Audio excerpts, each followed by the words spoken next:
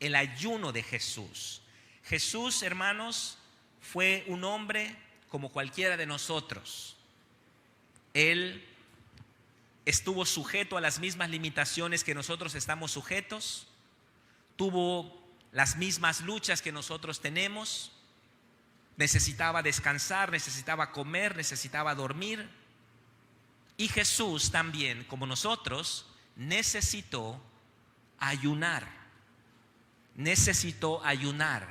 para tener una comunión más profunda con el Padre. Dice esta palabra que acabamos de leer, que Jesús, leímos Lucas capítulo 4, en Lucas capítulo 3 vemos que Jesús fue bautizado por Juan el Bautista. Y cuando Jesús fue bautizado en el río Jordán, dice la Biblia que el cielo se abrió y que vino el Espíritu Santo sobre él. Y ese fue el bautismo de Jesús, el bautismo del Espíritu Santo. Jesús fue bautizado por el Espíritu Santo en el Jordán. No tenemos registro de ningún milagro, de ningún hecho de poder de Jesús antes de su bautismo en el río Jordán, su bautismo en el Espíritu Santo. Por eso dice el versículo 1 del capítulo 4 de Lucas: Jesús, lleno del Espíritu Santo, volvió del Jordán. Jesús estaba lleno del Espíritu Santo. Pero no es suficiente, hermanos, estar llenos del Espíritu Santo. Muchos de ustedes han sido bautizados en el Espíritu Santo con la evidencia de hablar en otras lenguas. Hemos sido bautizados a veces en los encuentros, a veces en alguna reunión de domingo, o en cualquier lugar hemos sido bautizados por el Espíritu Santo y podemos hablar en lenguas. Así que Jesús estaba lleno del Espíritu Santo. Él pudo haber dicho: bueno, ya lo tengo todo, tengo la unción, tengo los dones, tengo el poder de Dios y ya puedo ir y hacer las cosas. Jesús pudo haber hecho eso como solemos hacer nosotros. Pero dice la palabra de Dios acá que fue llevado por el Espíritu al desierto. Mateo y Lucas dicen que fue llevado. Marcos capítulo 1 verso 12 dice que el Espíritu lo impulsó al desierto. Esto quiere decir que el Espíritu Santo insistió en el corazón de Jesús, impulsó a Jesús a ir al desierto. El Espíritu Santo va a conducirnos al ayuno, va a conducirnos al desierto. El desierto es un lugar de austeridad. El ayuno tiene que ir acompañado de un desierto. El ayuno tiene que ir acompañado de austeridad. No podemos ayunar en medio de un ambiente completamente de diversiones y de estar allá, no sé, sin desconectarnos del mundo. Tiene que haber austeridad. En el ayuno hay austeridad. No hay mucha diversión, no hay series de televisión, no hay redes sociales. Uno está en un tiempo de austeridad. En el desierto también hay silencio. Somos llamados al desierto para que en medio del silencio podamos escuchar la voz de Dios. Qué hermoso es que Jesús, siendo santo, siendo el Hijo de Dios, siendo un hombre sin pecado, qué hermoso es que Él no hizo las cosas a su manera. A pesar de que Él nunca había pecado, Él se negó a sí mismo. Y en vez de empezar su ministerio por su propia cuenta, en vez de tener sus propias ideas subjetivas para hacer las cosas, Él es llevado por el Espíritu Santo al desierto para ser direccionado por Dios, y entonces Él no haga su voluntad. Él no haga las cosas de acuerdo a su lógica, a su razonamiento, a su entendimiento humano, sino que Él sea direccionado por Dios. ¿Cuántas cosas nosotros hacemos en nuestra propia lógica, razonamiento? ¿Cuántas cosas emprendemos nosotros por nuestra propia cuenta? Y no consultamos a Dios. Y no pasamos tiempo para ver si lo que queremos hacer es la voluntad de Dios. No sabemos si lo que queremos hacer Dios lo puso en nuestro corazón o solamente es un deseo de nosotros egoísta y carnal. Y entonces vamos y lo hacemos. Vamos y nos asociamos con alguien. Vamos y nos endeudamos. Vamos y hacemos cualquier cosa y luego nos arrepentimos porque no tomamos el tiempo para escuchar a Dios. Jesús, siendo un hombre sin pecado, siendo un hombre santo, no hizo las cosas a su manera. Fue al desierto para escuchar la voz del Padre y obedecer. Si Él, que era santo, hizo esto, cuánto mucho más nosotros, que estamos llenos de argumentos, razonamientos y una lógica humana y carnal, no necesitamos hacer eso. Necesitamos ayunar, necesitamos ir al desierto. El Espíritu Santo nos va a llevar muchas veces al desierto, porque necesito que escuches mi voz. Necesito que hagas silencio para que puedas ser direccionado. Y esa es la razón por la que Cristo fue al desierto. Dice también acá que Él regresó del Jordán. El Jordán es el bautismo en el Espíritu Santo. Vemos en Josué capítulo 3 y capítulo 4, luego lo ven en su casa, que los israelitas cruzaron el Jordán. El Mar Rojo es el tipo de la salvación y el bautismo en agua. Salir de Egipto, entrar al desierto. El cruce del Mar Rojo es la línea divisoria entre de la salvación y el bautismo en agua. Cuando nosotros fuimos bautizados en agua, esa es la línea divisoria en que dejamos de ser simpatizantes de Cristo y nos volvemos discípulos comprometidos. Porque el bautismo en agua es un cambio de reino. Salimos de un reino, somos sumergidos y cuando emergemos del agua aparecemos en otro reino, en el reino de su amado Hijo. Eso es lo que es el bautismo. Pero al final de los 40 años ellos cruzaron el río Jordán. Josué capítulo 3 y capítulo 4, cuando el arca nuevamente se para en medio del río y otra vez, como en el caso del Mar Rojo, el río se divide y el río se queda seco otra vez y ellos pasan. Este río Jordán es figura del bautismo en el Espíritu Santo, que en tiempos de John Wesley, los metodistas wesleyanos le llamaron la segunda obra de gracia. La primera obra de gracia es la salvación, la segunda obra de gracia es el bautismo en el Espíritu Santo. El bautismo en el Espíritu Santo, como dice Hechos capítulo 1 versículo 8, es la investidura de poder desde lo alto. Recibiréis poder cuando haya venido sobre vosotros el Espíritu Santo y me seréis testigos. Poder, dunamis, poder del Espíritu Santo. Poder para vencer la tentación. Poder para ser santos. Poder para evangelizar. Poder para testificar. Poder para echar fuera demonios.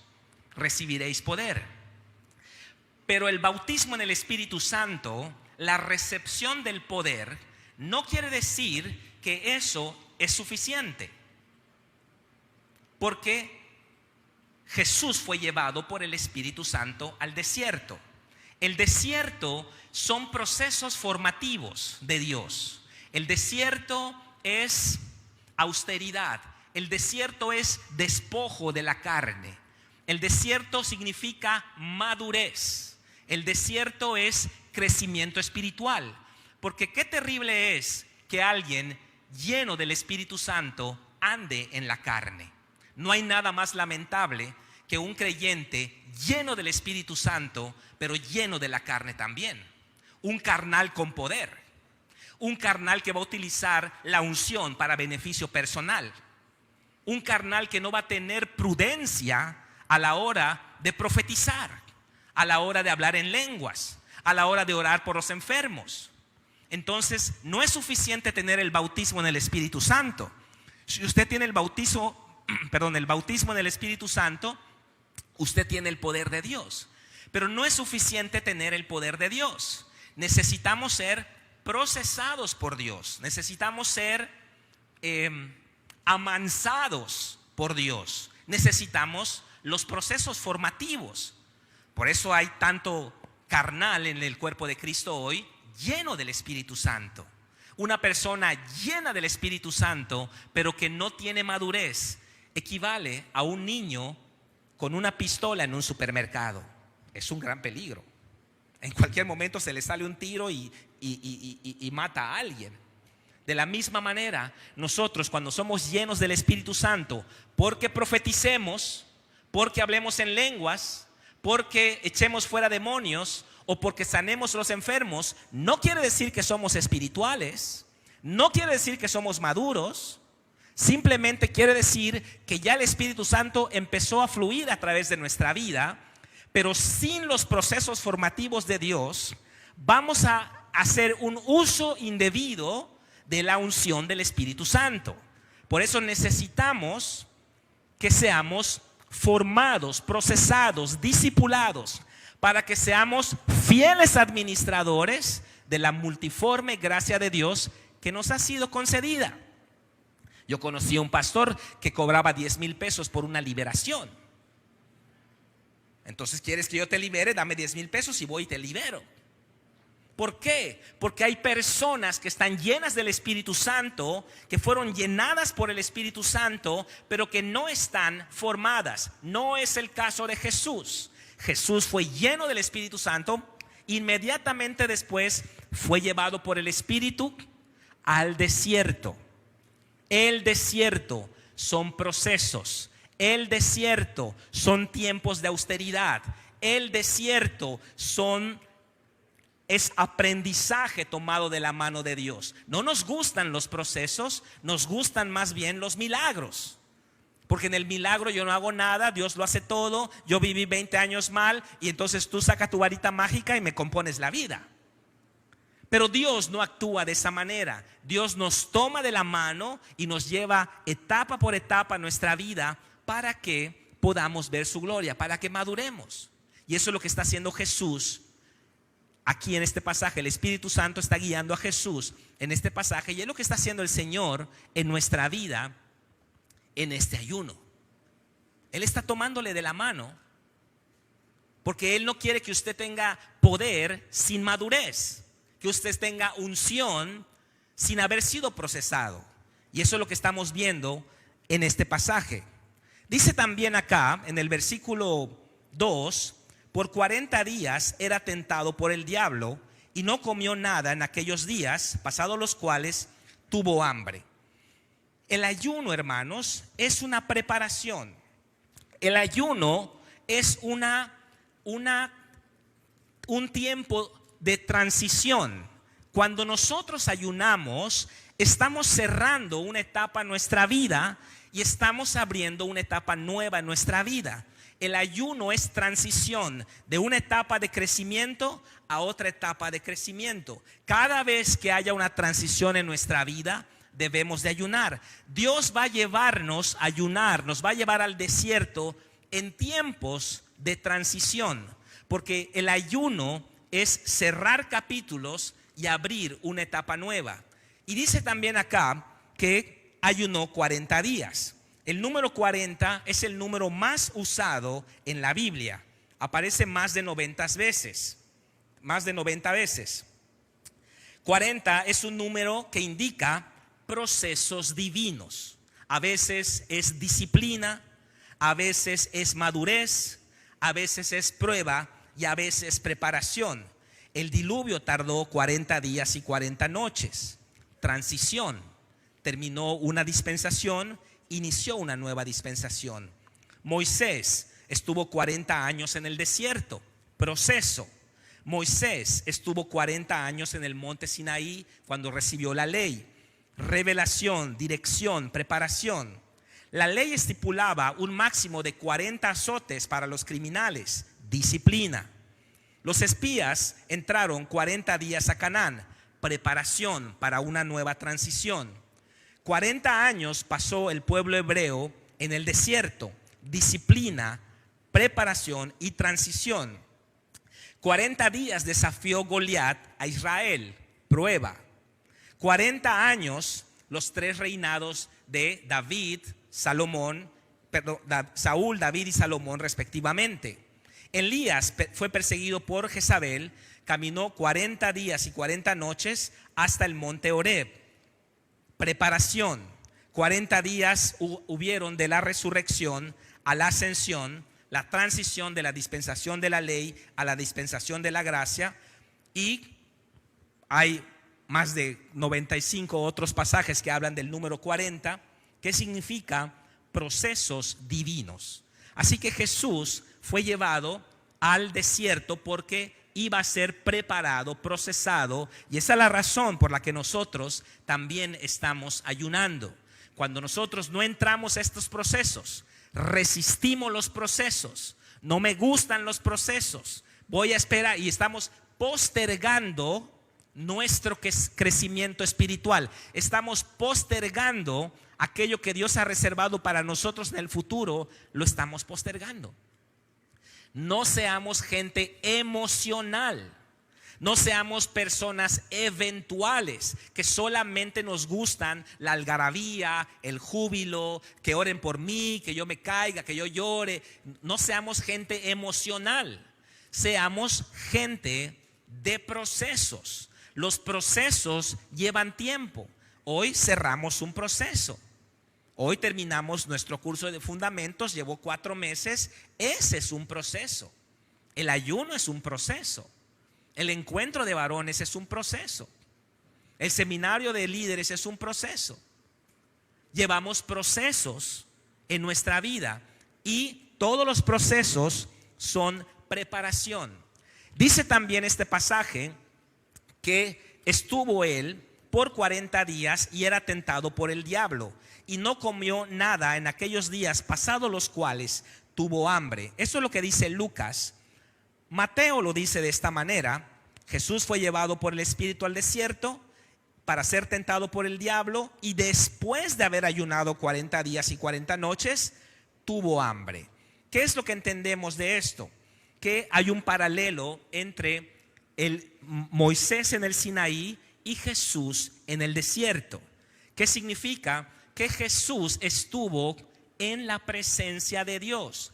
Jesús no tuvo hambre en sus 40 días. Dice, pasados los cuales tuvo hambre. Después de los 40 días, Jesús tuvo hambre. Porque no hay necesidades en la presencia de Dios. En la presencia de Dios estamos suplidos al 100%. Pudiéramos estar 40 días y 40 noches, o 300 días y 300 noches, y no sentir ansiedad, y no sentir hambre, no sentir nada, porque la presencia de Dios va a suplirnos por completo. Fue después de los 40 días que Jesús tuvo hambre. Cuando Él sale de la presencia de Dios, es que Jesús tiene hambre. Y después de los 40 días es que viene Satanás. Satanás no puede entrar a la presencia de Dios. Jesús, esto quiere decir que Jesús buscó la presencia de Dios. Nosotros tenemos que buscar la presencia de Dios. Moisés buscó la presencia de Dios en Éxodo 33:15. Moisés le dijo a Dios: si tu presencia no ha de ir conmigo, no nos saques de aquí. Nosotros como hombres podemos hacer un montón de cosas sin la presencia de Dios. Podemos hacer eventos, podemos hacer música, podemos hacer predicaciones, podemos hacer iglesias, podemos hacer religiones enteras sin la presencia de Dios. Lo podemos hacer porque tenemos capacidades naturales. Podemos manipular los sentimientos y podemos hacer que ustedes lloren con un pianito y yo hablando: oh, ¿te acuerdas cuando eras niño? ¿Te acuerdas cómo te pegaban? Y yo le puedo hacer llorar. Pero todo sería humano, no está la presencia de Dios. Jesús no quería tener un ministerio eficaz, organizado, con una sana doctrina, pero sin la presencia de Dios. ¿Cuál era la eficacia del ministerio de Jesús? La presencia de Dios. La presencia de Dios. Jesús se paraba y los demonios salían huyendo. Podemos tener ministerios bien organizados, podemos tener la mejor doctrina, pero si no tenemos la presencia de Dios, no somos más que metal que resuena y címbalo que retiñe. Podemos hacer muchas cosas en nuestra carne. Podemos hacer eventos, campamentos, encuentros en nuestra carne. Pero ni Moisés ni Jesús quisieron hacer eso. Ellos sabían que necesitaban la presencia de Dios. Y ellos no quisieron emprender nada sin la presencia de Dios. Antes de tener tu célula, querido líder, debes orar por la presencia de Dios. O vas a tener ahí a personas aprendiendo español, matemáticas, historia, algo normal. No va a haber impacto, no va a haber profundidad. Necesitamos la presencia de Dios en nuestra vida. Y Jesús en el desierto buscó la presencia de Dios. Y nosotros en nuestro ayuno busquemos la presencia de Dios. Tengamos la presencia de Dios. La presencia de Dios es lo único que necesitamos. Pudiéramos tener las instalaciones más hermosas de la tierra, con alfombra, sillas reclinables tipo cine, ¿no? Un equipo de audio majestuoso, y sin la presencia de Dios no va a haber ningún cambio en nuestra vida. O pudiéramos estar debajo de un árbol y tener la presencia de Dios como Jesús, y entonces cambios suceden en los corazones. ¿Qué marca la diferencia? La presencia de Dios. La presencia de Dios hace que algo común y ordinario se vuelva especial y extraordinario. La presencia de Dios embellece nuestra vida. La presencia de Dios hace que algo vil y menospreciado sea altamente codiciado. Necesitamos la presencia de Dios. ¿Cuántos dicen amén? 1000 años de superación personal no van a lograr cambiarte. Todos los libros de este mundo, los métodos y los medicamentos no van a cambiar ni un ápice tu corazón. Un momento en la presencia de Dios va a marcar la diferencia. Dice también este pasaje que era tentado por el diablo. Dios va a permitir pruebas en nuestra vida, porque la prueba define nuestra fe, nos ubica, nos despierta. Primera de Pedro 1:7 dice que nuestra fe es más preciosa que el oro y la plata, el cual, aunque perecedero, se prueba con fuego, sea hallada en alabanza, gloria y honra cuando sea manifestado Jesucristo. La prueba no es mala, la prueba nos hace madurar. La prueba va a purificar nuestra fe. Las personas que han sido probadas y han salido aprobadas son personas que crecen en su relación personal con Dios. Así que Jesús fue llevado por el Espíritu al desierto por 40 días y era tentado por el diablo. ¿Cuánta enseñanza hay en tan pocas líneas? Y no comió nada en aquellos días, pasados los cuales tuvo hambre. Pasados los cuales tuvo hambre. Entonces Satanás va a estar esperándole afuera de la presencia de Dios. Satanás está allá afuera. Cuando usted sube a su auto y agarra ya el camino, Satanás se acerca y le dice: bueno, ¿en dónde estábamos? ¿Qué estábamos platicando en la mañana? ¿No? Y empieza nuevamente a tentarle. Pero el ayuno, el desierto y los procesos formativos de Dios hacen que nosotros podamos vencer la tentación y no seamos engañados por Satanás. Satanás va a tratar de engañarle. Satanás va a tratar de seducirle para que usted caiga en las trampas que Jesús no cayó. ¿Por qué no cayó Jesús en la trampa? Porque él estaba afinado a través de su ayuno, a través de la presencia de Dios, a través de la llenura del Espíritu Santo. Él estaba afinado y él, después de su ayuno, habiendo sido procesado, podía usar correctamente la unción y el poder de Dios para hacer un buen trabajo cumpliendo la voluntad de Dios. Así que también nosotros, hermanos, nosotros vamos a ser enfrentados a pruebas y Dios va a permitir que Satanás se acerque a nosotros de una manera medida, pero lo va a permitir. Cuando Jesús supo que Pedro iba a ser confrontado con ¿se acuerdan? Las 3 negaciones de Pedro, y bueno, el gallo iba a cantar, etcétera. Jesús le dijo a Pedro: Pedro, Satanás te ha pedido para zarandearte como a trigo. Satanás ha pedido permiso para zarandearte como un saco de trigo. Y yo he rogado por ti. ¿Para qué? ¿Para que Satanás no te toque? ¿Para que Satanás no haga lo que te va a hacer? No. Porque el Padre iba a autorizar la prueba para formar a su hijo Pedro. Y a través de esa prueba humillante, Pedro iba a tener un aprendizaje y una madurez. Entonces Jesús no oró para que Pedro no tuviese la prueba. Jesús oró y dijo: yo he orado por ti para que en medio de la prueba tu fe no falte. La prueba la vas a pasar, pero yo voy a estar orando por ti para que pases la prueba y salgas victorioso. Vamos a ser probados. En el mundo tendréis aflicción. Nuestra fe va a ser probada, porque ¿de qué otra manera vamos a crecer?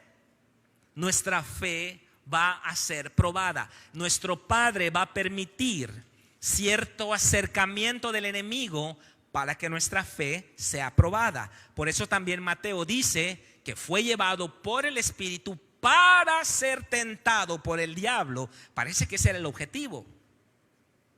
Como si ese fuese el objetivo, ¿no? De llevar a Jesús para que Satanás lo tiente. Porque aún lo malo que nos hace Satanás, aún lo malo que nos pasa, aún las consecuencias nefastas de nuestras malas decisiones del pasado, aún eso Dios utiliza para formarnos para nuestro beneficio. Aún al diablo. Y Dios lo va a permitir. Pero cuando estemos pasando por una prueba, mandémonos mensajes de WhatsApp. ¿Y qué le vamos a decir a nuestro hermano? Voy a orar para que tu fe no falte. Ahorita mismo tengo allá en mi lista de oración muchas personas que están en procesos de enfermedad. Por cierto, les adelanto que voy a dar un seminario de sanidad más adelante, lo voy a anunciar. Pero hay muchas personas que están en procesos de enfermedad. Y yo le digo a los familiares: no dejes de orar. No dejen de orar. Voy a orar por ti para que tu fe no falte. Y podemos ver que Dios permite que el enemigo se acerque a Jesús.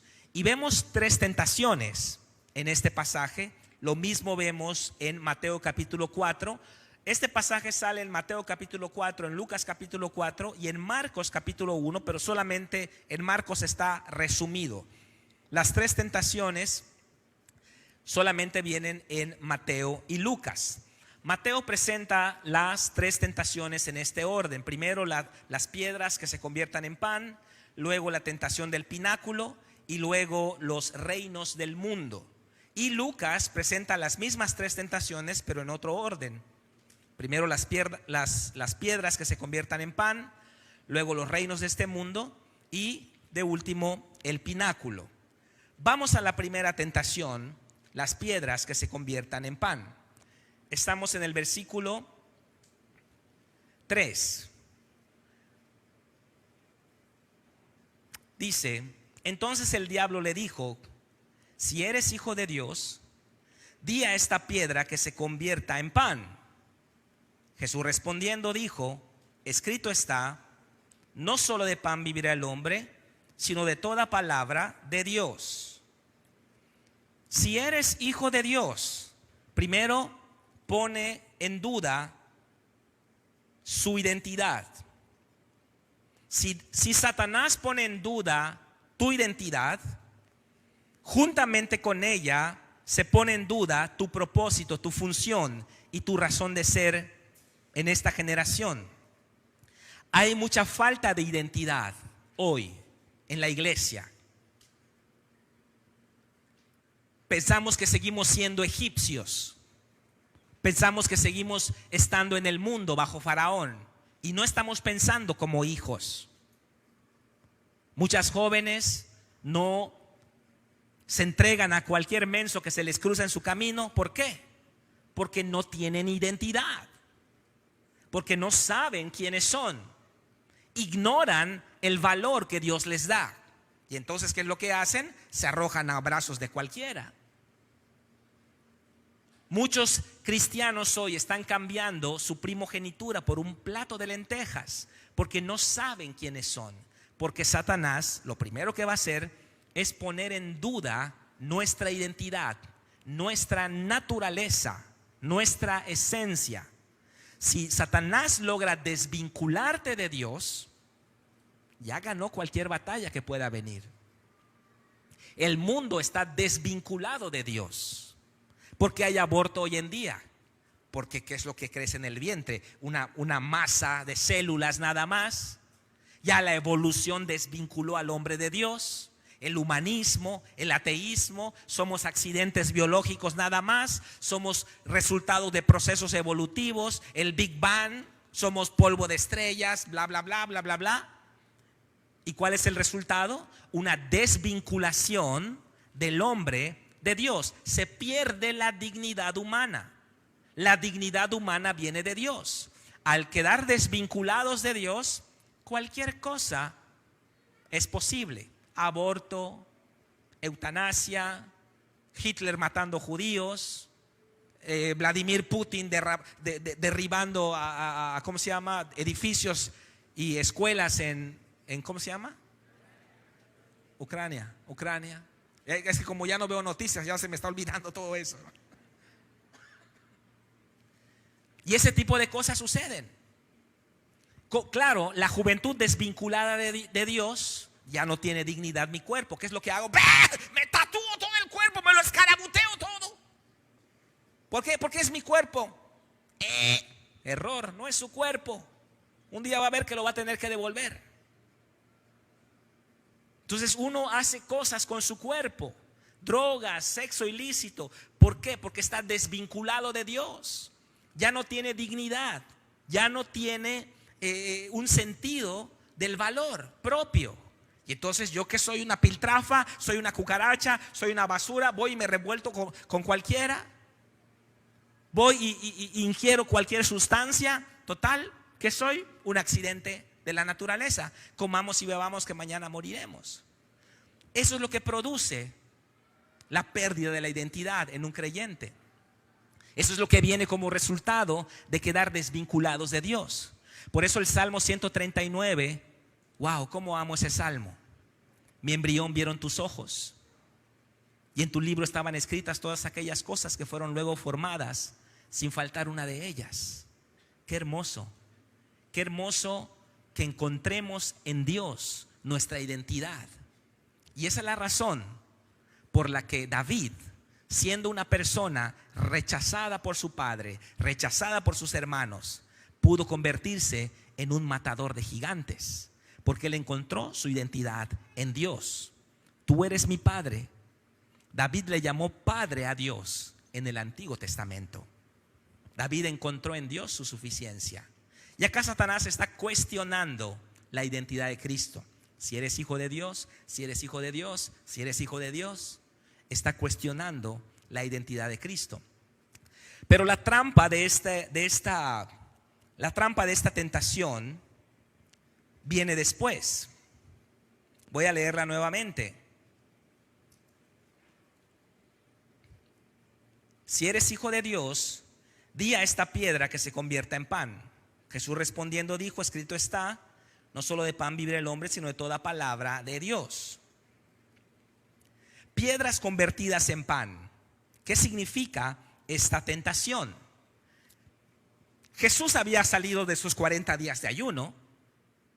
Jesús podía comer pan ya. Él ya había terminado su ayuno. Y entonces, él ya podía comer pan. ¿Dónde está la trampa de esta tentación? La trampa de esta tentación yo le llamo el uso irresponsable de la unción del Espíritu Santo. Ese es el problema con esta tentación. Usar de manera irresponsable el Espíritu Santo. Porque si Jesús hubiese convertido las piedras en pan, porque ya le era lícito comer, Jesús estaría usando el poder del Espíritu Santo para un fin propio, para un beneficio personal. ¿Y cuánta gente hoy en día está cayendo en esta tentación? Si usted es líder y usted se vale de su posición para obtener beneficios personales, usted ya cayó en esta tentación. Usted está haciendo un uso indebido de la unción.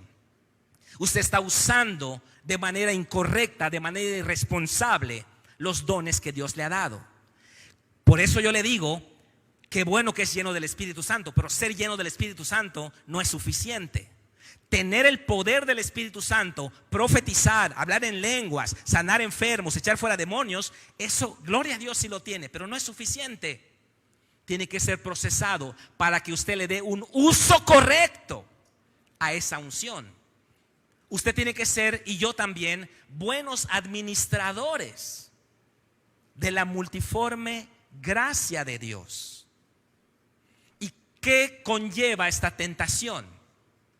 Que Jesús usara de manera irresponsable la unción del Espíritu Santo para un beneficio propio, para un beneficio personal. ¿Quieres que te libere? Dame 10,000 pesos. ¿Quieres que predique? Dame $1,000. Yo solamente voy a tu congreso si me das cierta cantidad de dinero. Tenga cuidado, nunca use su posición para abrirse paso.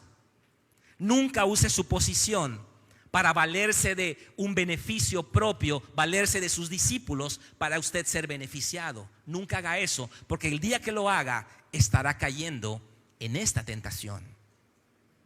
Por eso aquí en Fuente de Vida tenemos prohibido que los líderes pidan dinero a sus discípulos. Está prohibido que un líder le pida dinero o le sugiera que le preste dinero o haga comentarios como para que le den dinero a sus discípulos. Porque entonces usted está usando de manera irresponsable la unción que Dios le ha dado. Di que estas piedras se conviertan en pan. Usa el poder del Espíritu Santo para tu beneficio personal. Satisface tus necesidades carnales con la unción del Espíritu Santo. Jesús ya podía comer pan. Jesús ya podía comer pan. Y Satanás sabía que Jesús ya podía comer pan. Y Satanás tienta a Jesús para que él haga este acto de irresponsabilidad ministerial. Pero Satanás no contaba con la astucia de Cristo, ¿no?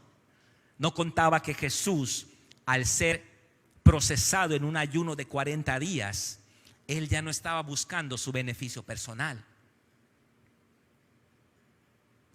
Y entonces Jesús no cae en esta tentación. Jesús no cae en esta tentación.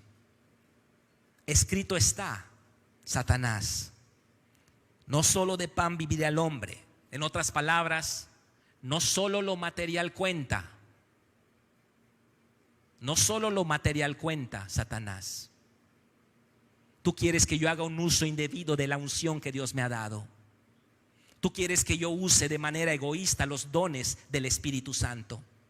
Tú quieres que yo me beneficie de mi posición como líder para sacar provecho de los demás. Quiero decirte que no solo lo material cuenta. Lo más importante es hacer la voluntad de Dios. ¿Qué hubiese pasado si Jesús hubiese obedecido esta tentación? Simple y sencillamente, Jesús nunca habría podido decirnos a nosotros: sígueme. Porque él en su conciencia sabría que hizo algo como Dios que nosotros nunca podríamos hacer. Porque todo lo que Jesús hizo en la tierra lo hizo como hombre, dependiendo del Espíritu Santo, dependiendo del Padre. Él no, siendo Dios, Él no hizo uso de su deidad. Jesús sabía que si Él accedía y convertía las piedras en pan, el día de mañana no le iba a poder decir a Mateo, sígueme, porque su conciencia le iba a decir, hey, Mateo no puede convertir las piedras en pan. Hiciste algo que los demás no pueden hacer. Hiciste chafa. Usaste tu deidad en la tierra. Ya no eres el Cordero de Dios que quita el pecado del mundo. Ya no eres el Mesías que participó de carne y sangre como los demás. Jesús sabía que todo lo que nos iba a pedir, Él tenía que hacerlo primero. Por eso Él se bautizó. Aunque Él nunca pecó, Él se bautizó en un bautismo de arrepentimiento. ¿Por qué lo hizo? Porque nos lo iba a pedir. Y Jesús nunca nos ha pedido algo que Él no haya hecho primero. Y si Él convertía las piedras en pan, entonces habría algo por lo cual nosotros podríamos objetar, bueno, no te podemos seguir, Jesús, porque nosotros no podemos convertir las piedras en pan. Todo lo demás que Jesús hizo, lo hizo a través de su rendición y dependencia del Espíritu Santo. No caiga en esta tentación. No haga un uso indebido de los dones que Dios le dio. No saque provecho de su posición espiritual para beneficiarse de sus discípulos. No use irresponsablemente la unción para sus fines propios. Cumpla la palabra de Dios como hizo Jesús. Él tenía hambre ya había terminado su ayuno, pero él dijo, no voy a caer en esta trampa. Así que primera tentación, las piedras que se convertirían en pan. Segunda tentación está en el versículo 5. Pero bueno, vamos a seguir el orden de Lucas, ¿ok? Ahorita regresamos al verso 5. Recuerde que el orden de Mateo es piedras en pan, pináculo, reinos del mundo. El orden de Lucas es piedras en pan, reinos del mundo, pináculo. Ahorita le voy a explicar por qué voy a agarrar el orden de Mateo. Entonces vamos al versículo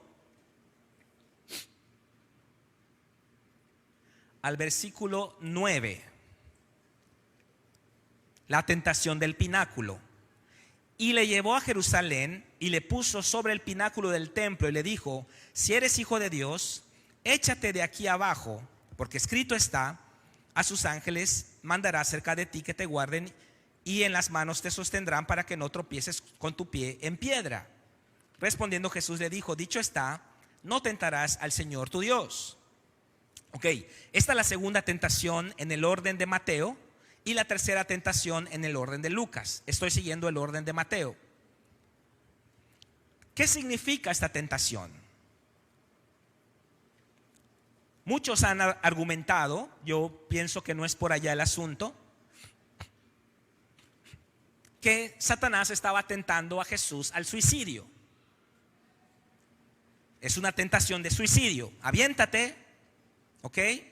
Pero yo no creo que sea una tentación de suicidio. ¿Qué es lo que estamos viendo acá? Estamos viendo en primer lugar que Satanás está usando la palabra de Dios.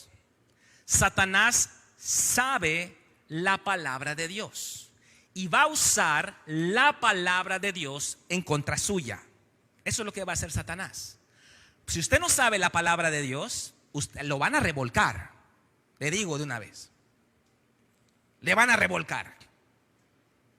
Porque Jesús, ¿cómo contestó en las 3 veces? ¿Con qué derrotó Jesús a Satanás? Escrito está. Jesús sabía la palabra de Dios. Y el que sabe la palabra de Dios, Satanás no lo revuelca. El que no sabe la palabra de Dios, el diablo lo revuelca. Y entonces acá Satanás utiliza la palabra de Dios, el Salmo 91. Aviéntate, mira lo que dice la palabra. Mira lo que dice la palabra. A sus ángeles mandará cerca de ti para que tu pie no tropiece en piedra. En sus manos te llevarán para que no tropieces. Gracias, hija.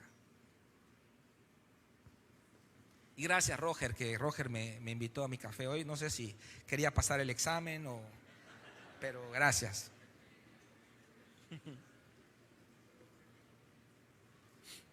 Entonces, Satanás sabe la palabra de Dios. Y no es una tentación de suicidio. No por allá va el asunto en este pasaje. ¿Cuál es la tentación de Satanás en la tentación del pináculo? Satanás está usando la palabra de Dios para sembrar en Jesús una duda de la palabra de Dios. Era un cuestionamiento sobre la veracidad y la infalibilidad de la palabra de Dios. ¿Por qué? Porque si usted duda de la palabra de Dios, su fe se cae. Su fe se cae. Porque la fe depende de la palabra de Dios. Porque no podemos ver lo espiritual. ¿Qué es lo que tenemos en lugar de ver lo espiritual? Tenemos la palabra de Dios. Y si logro sembrar en ti una semilla de duda, ¡fum!, de la palabra de Dios, tu fe se va para abajo. Tu fe se cae y te zarandeo, diría Satanás. Así que la tentación, el ataque de Satanás en esta segunda tentación del pináculo, el ataque de Satanás va directo en contra de la veracidad, la fidelidad, la inerrancia y la infalibilidad de la palabra de Dios, para sembrar en Jesús una duda de que si lo que Dios ha dicho es la verdad. Vamos a ver, dice Satanás. Vamos a ver si es cierto. A ver, aviéntate a ver qué pasa. En otras palabras, a esta tentación yo le llamo la insolencia extrema de querer auditar a Dios, nosotros decidiendo qué es correcto de la palabra de Dios y qué es incorrecto. Voy a hacerle una auditoría a Dios, a ver si es cierto. Entonces lo que yo estoy de acuerdo, eso lo paso, y lo que no estoy de acuerdo, eso no lo paso. Cayó en la tentación del pináculo. Cayó en la tentación del pináculo. Porque la tentación del pináculo es sembrar en Cristo, sembrar en usted la idea de que la palabra de Dios no es un fundamento eterno, no es un fundamento eficaz. Y Satanás está queriendo que Jesús reclame las promesas de Dios a su manera. Si usted reclama las promesas de Dios y quiere que esas promesas se cumplan a su manera, a la manera suya, cayó en la tentación del pináculo. Porque las promesas de Dios no se cumplen a su manera, se cumplen y punto. Se cumplen porque Dios es veraz. ¿Y qué es lo que hace el hombre carnal? Audita la palabra de Dios. A ver, vamos a ver, Dios. Vamos a ver si esto sí, esto sí. Ah, esto no. Eso del diezmo no. Para afuera. No, no te lo paso.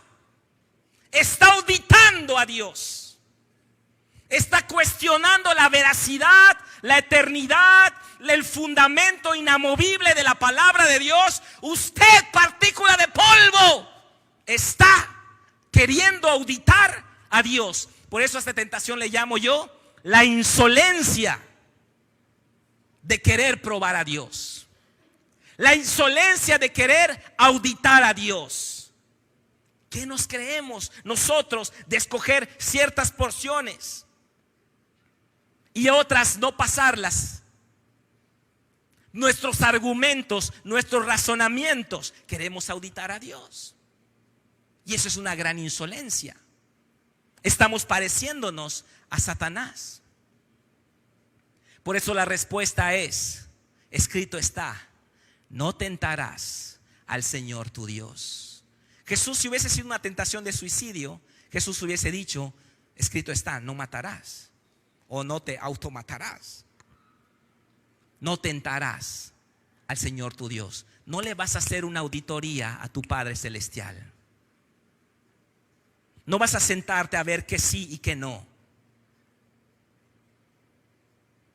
Cuando auditamos a Dios, cuando cuestionamos a Dios, cuando decimos esto sí y esto no, caemos en la tentación del pináculo. Nos volvemos jueces, tentamos a Dios, nos volvemos jueces de Dios y le decimos a Dios, esto que dijiste está bien, pero esto que dijiste está mal. Y caemos en el relativismo y nuestra fe cae también. Porque la fe solamente puede sostenerse sobre un fundamento inamovible. Y si usted va a decidir que sí y que no, entonces ya no es la palabra de Dios su fundamento, son sus vanos razonamientos, sus argumentaciones subjetivas. Es lo que define su fe. Cayó en la tentación del pináculo. Cristo no cayó en esa tentación. ¿Por qué? Porque si hay una persona en el universo, solamente una que merece su obediencia ciega, es su Padre. Solamente una persona en el universo merece obediencia ciega. Cuando usted esté delante de un mandamiento, usted está delante de Dios. No argumente, no cuestione, no caiga en la tentación del pináculo. No se crea más sabio que Dios. No sea sabio en su propia opinión. Tema a Jehová y apártese del mal. La palabra de Dios es viva y eficaz. La palabra de Dios no pasará. El cielo y la tierra pasarán, mis palabras no pasarán. Cimente su fe en la palabra de Dios. No caiga en la tentación del pináculo. No audite a Dios. No se crea más sabio que Dios. Usted no es Dios. Usted es hijo de Dios. Solamente Dios es el único ser en el universo que merece su obediencia ciega. Y aún así, Dios no le pide que usted obedezca ciegamente. ¿No es cierto que Dios nos da argumentos para que le obedezcamos? Obedezcan mis mandamientos y serán mi especial tesoro sobre los pueblos de la tierra, porque mía es toda la tierra. Él pudo haber dicho solo obedézcanme y punto, y debíamos hacerlo. Traigan los diezmos al alfolí, punto. Ahí pudo haber terminado el mandamiento. Pero no obstante, Dios condesciende a nuestro nivel y dice, mira, yo voy a abrir las ventanas de los cielos, te voy a derramar bendición. O sea, Él nos convence, nos dice el por qué. Jesús obedeció al Padre ciegamente en Getsemaní, porque no había una razón lógica para que Él vaya a la cruz, puesto que Él nunca pecó, pero lo hizo. Jesús no fue a la cruz por usted. Café para que lo procese. Jesús no fue a la cruz por usted. Jesús no fue a la cruz por usted. Jesús fue a la cruz por el Padre. Por amor al Padre, no por amor a usted. Si en el huerto de Getsemaní el Padre le decía, ¿sabes qué, hijo? Sí, la verdad, sí, no voy a soportar eso de la cruz, vente, vámonos. ¿Cree Jesús que iba a decir, no, me quedo, yo me quedo, soy mártir? Jesús no fue mártir. Jesús fue obediente. Es diferente. Jesús no fue a la cruz por usted. Jesús fue a la cruz en obediencia al Padre. De rebote fue bendecido usted y yo.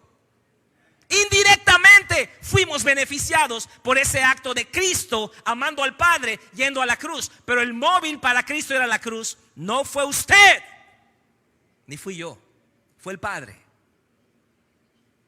El móvil en el corazón de Jesús no fue usted.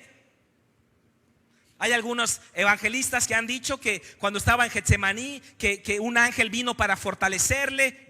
Eso lo dice la Biblia. Pero dice, pasaron fotos, le pasaron a Jesús fotos de usted. Y cuando Jesús vio los rostros de todos ustedes, dijo, ay, sí, voy a la cruz, sí voy a la cruz. No fue así. Jesús no fue a la cruz por usted. Jesús fue a la cruz por el Padre. Y de manera indirecta usted fue beneficiado. Y yo, por amor del Padre a nosotros, es que el Hijo va a la cruz. Pero el Hijo no va a la cruz por nosotros. El Hijo va a la cruz por el Padre. ¿Por qué? Porque el Padre es el único ser en el universo que merece obediencia ciega. Vamos a cuestionar al Padre, dice Satanás. Aviéntate a ver qué pasa. Cada vez que usted cuestiona un mandamiento de Dios, usted está auditando a Dios. Usted le está haciendo a Dios una revisión. A ver, siéntate Dios en el banquillo de los acusados y yo voy a revisar a ver si está bien esto o no. Cayó en la tentación del pináculo. Y eso no es lo que Jesús hizo. Tercera tentación, los reinos del mundo. Regresamos al verso 5. Y le llevó el diablo a un alto monte y le mostró en un momento todos los reinos de la tierra. Y le dijo el diablo, a ti te daré toda esta potestad y la gloria de ellos, porque a mí me ha sido entregada y al que quiero la doy. Si tú postrado me adorares, todos serán tuyos. Respondiendo Jesús le dijo, vete de mí, Satanás, porque escrito está, al Señor tu Dios adorarás y a Él solo servirás. La primera tentación, la tentación de las piedras que se conviertan en pan, es el uso irresponsable de la unción del Espíritu Santo. Valerse de la posición que tenemos en la iglesia para sacar beneficio de las demás personas. Usar los dones del Espíritu Santo de manera egoísta. Esa es la primera tentación. ¿Quiénes caen en esa tentación? Los que no tienen identidad. La segunda tentación es la insolencia de querer auditar a Dios, de querer filtrar qué sí y qué no aplica a mi vida de la palabra de Dios. Querer que las promesas de Dios se cumplan a mi manera, a mi forma, a mi tiempo, o si no, ahí nos vemos, Dios. Esa es la tentación del pináculo. Y la tercera tentación, los reinos del mundo. Yo le llamo a esta tentación atajos fraudulentos, bendiciones chafas, promesas falsas, un reino hecho en China, ¿no? Esa es la tercera tentación. No hay atajos en el reino de Dios. Nuestro Padre, hermanos, no nos lleva directo a la abundancia. No salió el pueblo de Egipto y entró a la tierra prometida. No entró directamente a la tierra prometida. Porque si yo te doy la bendición sin procesarte primero, te voy a destruir. No va con mi carácter. Yo no trabajo de esa manera. Tengo una tierra buena y ancha, tierra que fluye leche y miel, pero tú eres un egipcio de primera todavía. Tu mente está egipciada, tu corazón es tutankamónico, tus costumbres son faraónicas, tu mentalidad es piramidal, ¿ok? Estás todo jeroglíficos en tu cabeza. Eres egipcio. Si yo te introduzco a mi tierra prometida como egipcio, la bendición te va a perder. Si acá eres un poquito pesado, acá ni te vamos a poder tocar la mano con un palo porque te vas a ofender. Y te vamos a perder. La maldición de la lotería. La gente que se saca la lotería terminan peor que como antes de sacarse la lotería. Nuestro Padre no es así. Nuestro Padre va a procesarnos para que a través del aprendizaje, a través de nosotros aprendiendo el cómo caminar con Dios cada día, podamos heredar la bendición y ser fieles administradores de su multiforme gracia.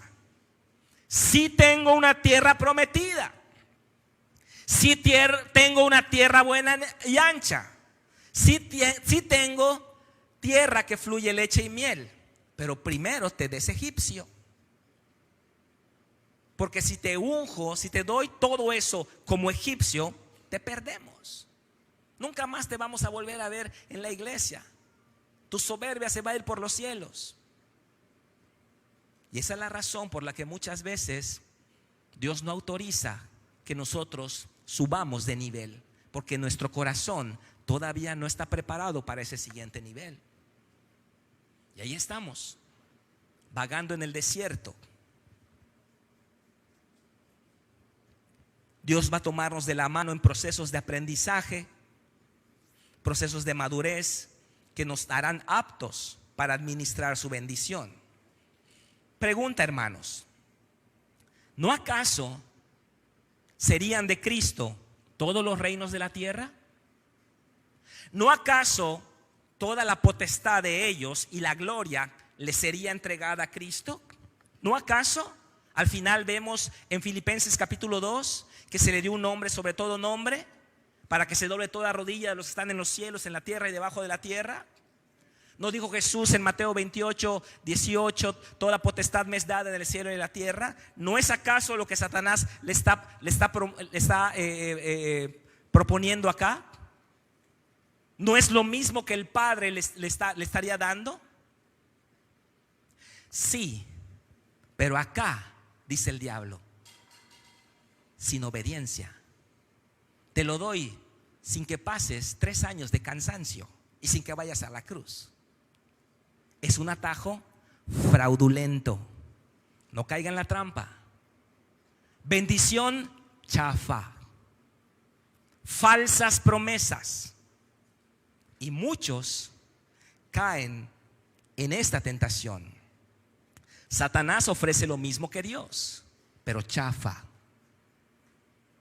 Ofreció los reinos de la tierra, y los reinos de la tierra han venido a ser de Cristo. Pero acá Cristo no había pasado a la cruz. ¿Qué significa esto?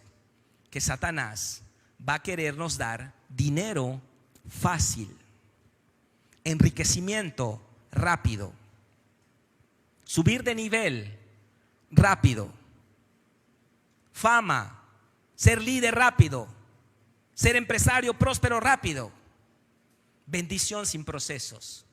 Y tenemos el evangelio del bienestar. El evangelio del bienestar predica hoy promesas de Dios. Amén. Bendiciones de Dios. Amén. Pero cualquier mensaje que escuchen hoy que anuncie las promesas y las bendiciones de Dios sin la necesidad de uno arrepentirse y obedecer, es un atajo fraudulento. No hay atajos en el reino de Dios. No hay atajos en el reino de Dios. ¿Por qué? Porque Satanás ofrece bendiciones sin obediencia. Ofrece crecimiento, liderazgo sin ser procesado, sin haber obedecido. Y ese es un atajo fraudulento. No caiga en ese error, porque no hay atajos en el reino de Dios. Lo que no hace hoy, si usted quiere hacerse un atajo hoy y usted no obedece por el camino que Dios le está diciendo, y usted hace un atajo hoy, créame, tarde o temprano va a regresar al punto en el que está hoy. Y van a pasar 10 años y usted va a decir: qué tonto fui, debí haber obedecido hace 10 años, ya tuviese 10 años de avance, ahora regreso al mismo punto de hace 10 años. Porque no hay atajos en el reino de Dios. Dios no es el genio de la lámpara, hermanos. Dios no tiene una varita mágica sin Saladín para que se cumplan nuestros deseos. Nuestro Padre es un Padre responsable que nos toma de la mano y nos lleva por procesos de aprendizaje. para que no perdamos lo que Él pone en nuestras manos, para que aprendamos a caminar y administrar la multiforme gracia que Él nos ha dado. Vamos a ponernos de pie.